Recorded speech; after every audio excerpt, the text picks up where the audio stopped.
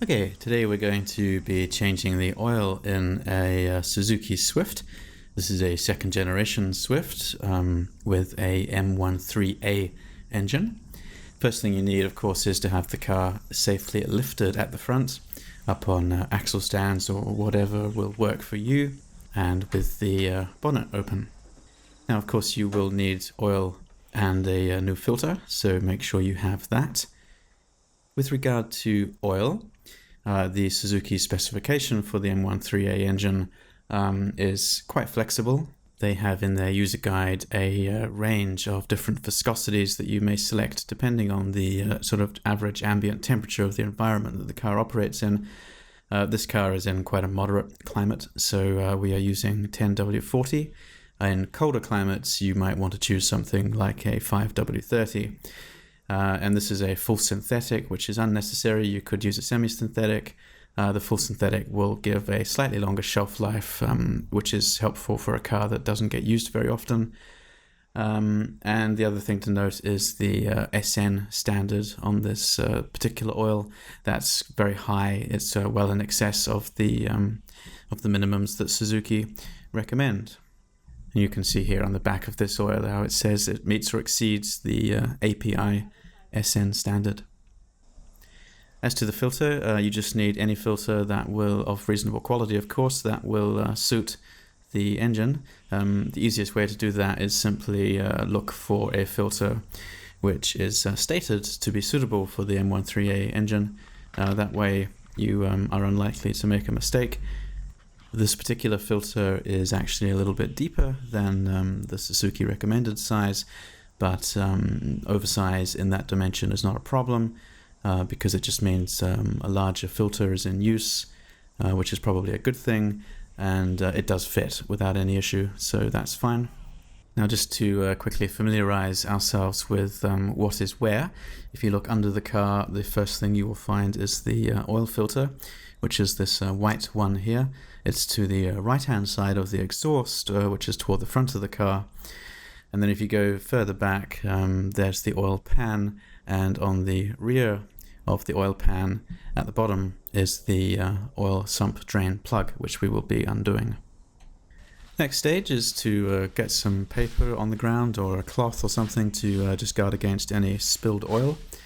And then you will need a catch tray for the old oil to drain into. This plastic tray in particular holds up to 8 liters, which is more than large enough. You should expect to get roughly 4 liters out of the 4 liters of old oil out of the engine. And with that catch tray in place, that's to say just a little bit biased behind the sump drain plug because the oil is going to shoot out backward a little bit. Then you can get a breaker bar or a ratchet handle, and you will need a 17mm socket, assuming that you're working with the factory original plug. And you put that on there and just break it free with a anti-clockwise turn. And once it's loose, you can undo it with your fingers. By the way, I'm not following my own advice here, but you really should be wearing latex gloves to do this because you're bound to end up getting old oil on your hands. And the other thing I'll mention is that it's ideal for the oil to be a little bit warm, maybe because that helps it flow faster, but you don't want it to be hot. Don't do this immediately. You've just been driving the car, because hot oil is up around 90 to 100 degrees Celsius, and you do not want that on your skin. Even with latex gloves, that's dangerous. As the plug comes free, try to avoid dropping it in the catch tray. Just put it to one side. You're going to clean that a little bit later and let the old oil drain.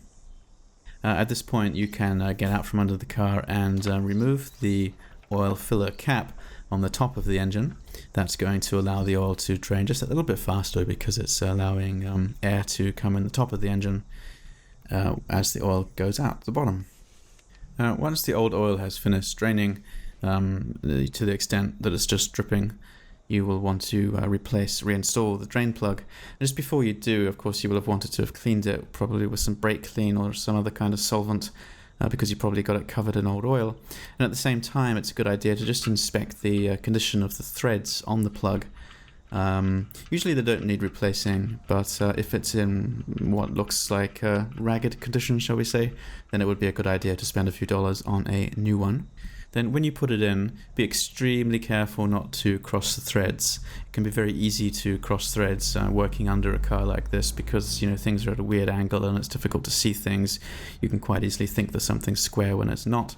So it should go in very, very easily. You should be able to do the plug up almost all the way just by finger. Should be very easy to do that.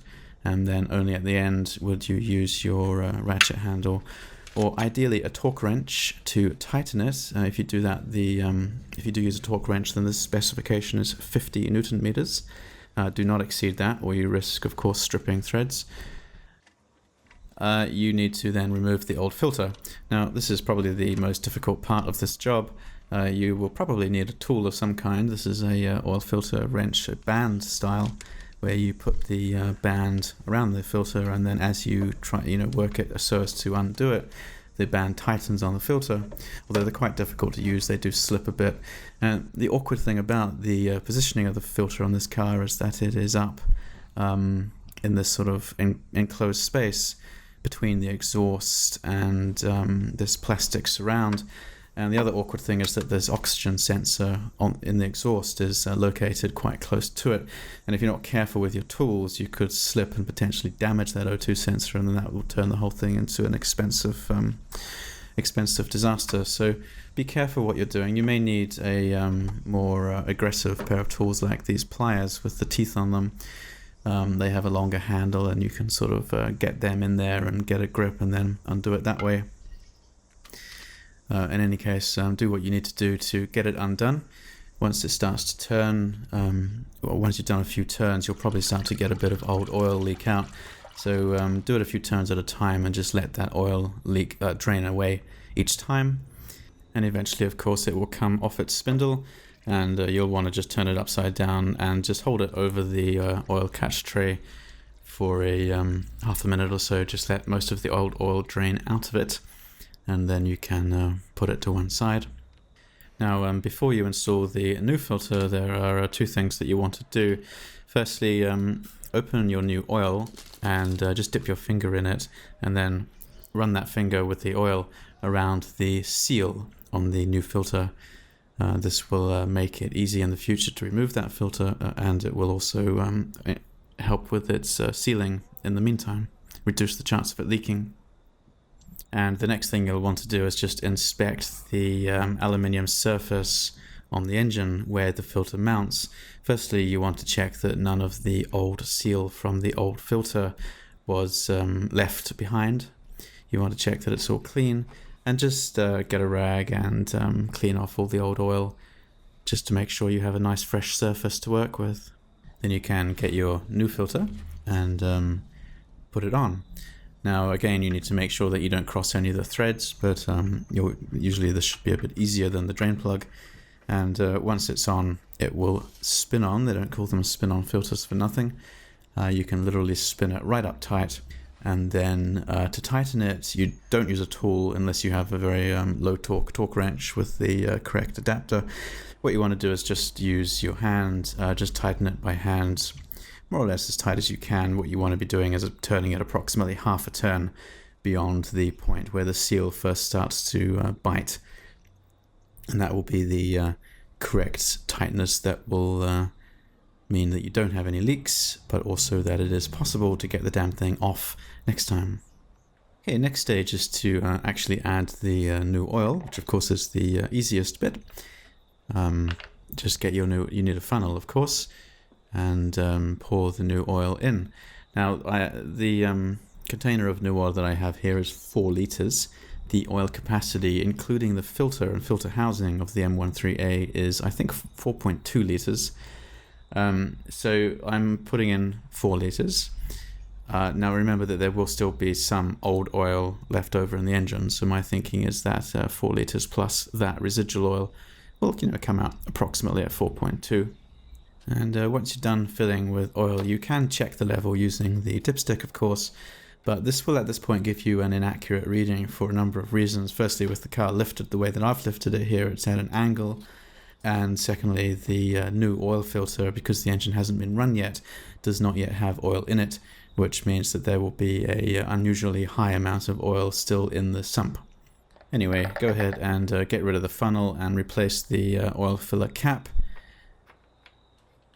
And the most important thing to do at this point is turn the engine on and run it for a good 5 minutes or so. What we want to do is check for leaks, and ideally you'll let the engine run up to something close to full operating temperature, because leaks will more likely occur at full operating temperature. And then you want to just get under the car and have a close look around the seal at the oil filter and also the drain plug, and just check that there are no leaks there.